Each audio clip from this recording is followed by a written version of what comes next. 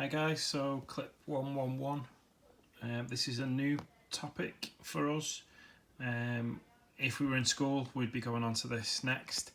So I'm going to put some videos together this week to help you through the basics of surds.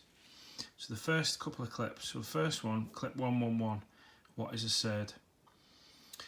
So it's a strange word, that's the first thing. The definition is that it's not one of three things. It's not a whole number, it's not a terminating decimal, and it's not a recurring decimal. So for example, 21 is a whole number, isn't it?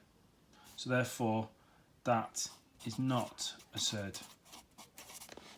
0.3, well, we can write that as 3/10. So therefore that's not a surd. 0.5 recurring, we can write that as 5/9. Therefore that's not a surd.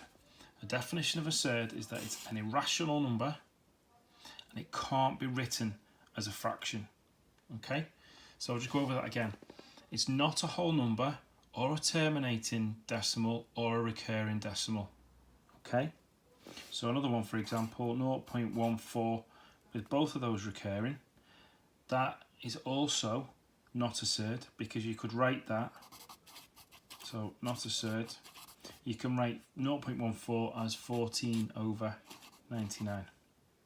Okay, so if it can be written as a fraction, then it's called a rational number. If it can't, then it's irrational and therefore a surd.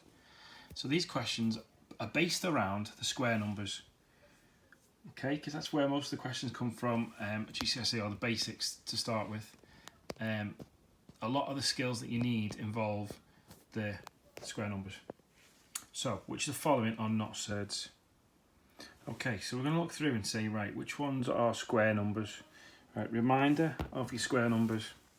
I'm just going to write them down the side. So 1 squared is 1, 2 squared is 4, 9, 16, 25, 36, 49, 64, 81, 100, 121, 12 squared is 144, 13 squared is 169, 14 squared is 196, and 15 squared is 225. So any of those, it's a whole number, so therefore it's not a surd. Okay, so let's have a look at these numbers. Right, the only one I can spot on that list, or three in fact I can spot, that one becomes 9, which is a whole number. That one's 4, which is a whole number. That one's 12, which is a whole number. So we can't have any of those three. Whereas these two, both of those two numbers are not in our square root or even cube root list. Okay, so it could be that you get a question where it's a cube root there instead. So square root of 24, that is a surd, and that is also a surd. So be careful in these questions, it says which of the following are not surds. So you would put down this one, and this one in your answers. Okay, second example, which of the following are not surds? So again, have a look at your square root list.